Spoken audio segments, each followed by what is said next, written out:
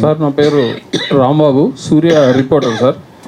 ఇప్పుడు బయట ఈ మేధావులు మాల మేధావులు అంటున్నది ఏంటంటే రిజర్వేషన్ల పేరిట ఐక్యంగా ఉన్న దళితుల మధ్య మందకృష్ణ మాదిగానే ఆయన ఐక్యత లేకుండా చెడగొడుతుండు. మనకు రిజర్వేషన్లు కాదు ముఖ్యం, రాజ్యాధికారం ముఖ్యం.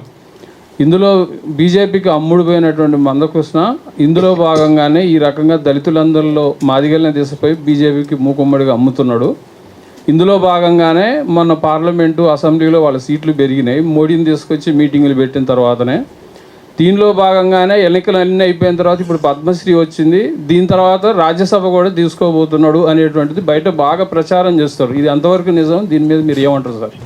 నన్ను తీసుకోమంటున్నావు వద్దంటున్నావు గజప్రదం. నాకు కండవ మారదండి నాయన. అది ఓకే.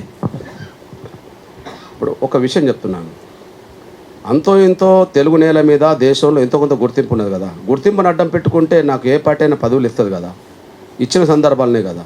ఎగ్జాంపుల్, ఎదిగిన నాయకులను పార్టీల దగ్గర తీసుకుంటే ఏదో పదవులు ఇస్తాయి, వాళ్ళ వెనక ఓట్లు ఉన్నాయని చెప్పి. ఈ 10 ఏళ్లలో మనకంటూ మన బీసీ సీనియర్ నాయకుడు ఉన్నాడు. ఓకే, మన ఆర్ కృష్ణ ఉన్నాడు. 2014లో టీడీపీలో చేరి ఎమ్మెల్యే టికెట్ తెచ్చుకొని ఎమ్మెల్యే కాలేదా? 2018లో మళ్ళీ కాంగ్రెస్లో చేరి మిర్యాలు కూడా టికెట్ కాంగ్రెస్లో తెచ్చుకొని పోటీ చేసి ఓడిపోలేదా? 2022కి వచ్చేప్పటికి మళ్ళీ వైసీపీలో చేరి రాజ్యసభ సభ్యుడు కాలేదా? 2024 ఇప్పుడు 25లో మళ్ళీ బీజేపీలో చేరి రాజ్యసభ మళ్ళీ తెచ్చుకోలేదా? మన అన్న ఒంటి మీద 4 కండువలు మారినాయి. నా ఒంటి మీద ఒక కండువ మారలేదు కదా. నాకు పార్టీ పదవులు ఇచ్చి అన్ని చాలా, నాకు అన్న కంటే ముందు నుంచి నాకు పదవులు వచ్చినాయి. 98, 99, 2007, 2009, 2013 ఇట్లా 24 వరకు నాకు వచ్చినాయి. నేను తీసుకోలేదు కదా. నేను ఏ పార్టీ కండువ కప్పుకోను కాబట్టి నేను స్వతంత్రంగా ఉండదలుచుకున్నా. అదొక విషయం. రెండో విషయం, ఎస్సీ వర్గీకరణ అంశం సామాజిక న్యాయం అనే అంశంతో చూస్తున్నారా? ఎస్సీ వర్గీకరణ అంశం అంటే దళితులు చీలికగా చూస్తున్నారా? అది చెప్పండి. మాలల అభిప్రాయం ఏందో చెప్పండి. ఎస్సీ వర్గీకరణ అంశము దళితుల చీలికగా చూస్తున్నారా?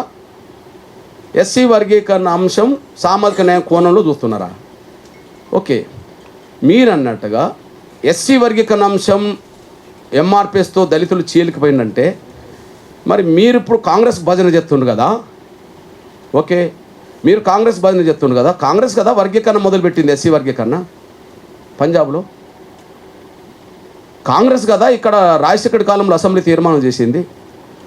కాంగ్రెస్ కదా ఉత్తరప్రదేశ్లో సోనియా గాంధీ, రాహుల్ గాంధీ గారు ప్రాతినిధ్యం వహిస్తున్న సొంత రాష్ట్రం అడుగుతున్న ఉత్తరప్రదేశ్లో 2012లో మేనిఫెస్టో పెట్టింది. కాంగ్రెస్ కదా జస్టిస్ ఉషా మేరా కమిషన్ వేసింది. నన్ను అంటారేంది? ఎంఆర్పిఎస్ ఉద్యమం మొదలైంది 94లో. 75లో కాంగ్రెస్ ప్రభుత్వం ఎస్సీ వర్గీకరణ చేసింది. రెండోది, మనకి ఇక్కడ బీసీ వర్గీకరణ ఉన్నది. బీసీ వర్గీకరణ బీసీలను చీలగొట్టడానికి చేసిండ్రా? అట్లా చేస్తే ఆ దోషి కూడా మరి కాంగ్రెస్ అవుతుంది. ఇక్కడ బీసీ వర్గీకరణ చేసిందే కాంగ్రెస్ ప్రభుత్వం. మీరు కాంగ్రెస్కు భజన చెప్తానని మీరే చెప్తుండ్రు కదా. నేను బీజేపీ అనుకుందాం, నా కండువా మారలే, నేను బీజేపీ కాదు. ఓకే, చంద్రబాబు నాయుడు గారు ముఖ్యమంత్రి ఉన్నప్పుడు వర్గీకరణ చేస్తా అంటే నేను చంద్రబాబు నాయుడుకి అండగా నిలబడ్డా. ఆయన ఇచ్చిన పదవులు తీసుకోలే, నా కండువా మార్చుకోలే. వర్గీకరణ మేము చేపిస్తామని రాజశేఖర్ గారు అన్న రోజుల్లో నేను కాంగ్రెస్కి అండగా నిలబడ్డా. వాళ్ళు ఇచ్చిన పదవులు తీసుకోలే, నా కండువా మారలే. ఓకే, కేంద్ర ప్రభుత్వం నుంచి నాకు సహకారం కావాలి, సుప్రీంకోర్టుకు అఫిడవిట్ ఇవ్వాలి కేంద్రము. నేను వాళ్ళ సహకారం కోరినా, వాళ్ళు సహకరించిండ్రు, నేను వాళ్ళకి అండగా ఉన్నా, నాకు కండువ మారినట్ట. అంటే మీకు కాంగ్రెస్ మద్దతు ఇచ్చినప్పుడు మాత్రం నేను గొప్పోన్నే. బీజేపీకి నా జాతి అవసరం రీత్యా, నా దళిత కులాల అవసరం రీత్యా నేను మద్దతు, నేను బీజేపీలో చేరినట్ట. ఒకవేళ అదే అనుకుంటే, నన్ను అట్లా దోషగా నిలబెట్టాలనుకుంటే అంబేద్కర్ని దోషగా నిలబెడతారా మీరు? అంబేద్కర్ కాలంలో రిజర్వేషన్ల గురించి పొట్లాడుతున్నప్పుడు కమ్యూనల్ అవార్డు సాధించిన మహనీయుడు ఆయన. కమ్యూనల్ అవార్డు సాధించిండే కదా, దానికి అడ్డం పడ్డారు అగ్రకులాలు కదా దేశంలో. మరి ఎవరి సహకారం కోసం పోయిండు? బ్రిటిష్ వాళ్ళ సహకారం కోసం పోయిండు. బ్రిటిష్ వాళ్ళ మద్దతు లేకుండానే కమ్యూనల్ అవార్డు వచ్చిందా? కమ్యూనల్ అవార్డు ఫలితమే మనకు రిజర్వేషన్లు వచ్చినాయా? అంబేద్కర్ కాలంలో అంబేద్కర్ పోరాటాన్ని అడ్డుకోవడానికి వాళ్ళకి శక్తి ఉన్నది.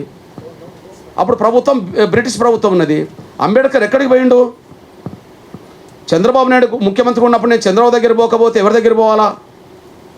రాజశేఖర్ గారి కాలం నుంచి మన్మోహన్ సింగ్ కాలం వరకు నేను కాంగ్రెస్ దగ్గరికి పోకపోతే ఎక్కడికి పోవాలా? బీజేపీ కాలంలో నేను వర్గీకరణ సాధించుకోవడానికి బీజేపీ దగ్గరికి పోతే ఎక్కడికి పోవాలా? మీరు కాంగ్రెస్లో కానివ్వరు, బీజేపీ దగ్గరికి పోయి సహకారం కోరనివ్వరు. అంటే నా సమస్య పరిష్కారం కావద్దనే కదా. మీరు కాంగ్రెస్లో కానివ్వరు, బీజేపీ సహకారం నేను కోరొద్దు, నా సమస్య ఎట్లా పరిష్కారం కావాలా? అంబేద్కర్ బ్రిటిష్ వాళ్ళ దగ్గరికి పోయి సాయం కోరి రిజర్వేషన్ సాధించడం కరెక్ట్ అవుతే, నేను బీజేపీ సహకారం కోరి నా వర్గాలకు న్యాయం చేయించుకోవడం నాది 100 రెట్లు కరెక్ట్. నీ విమర్శల కోసం నేను ఆగుతానా ఏంటి?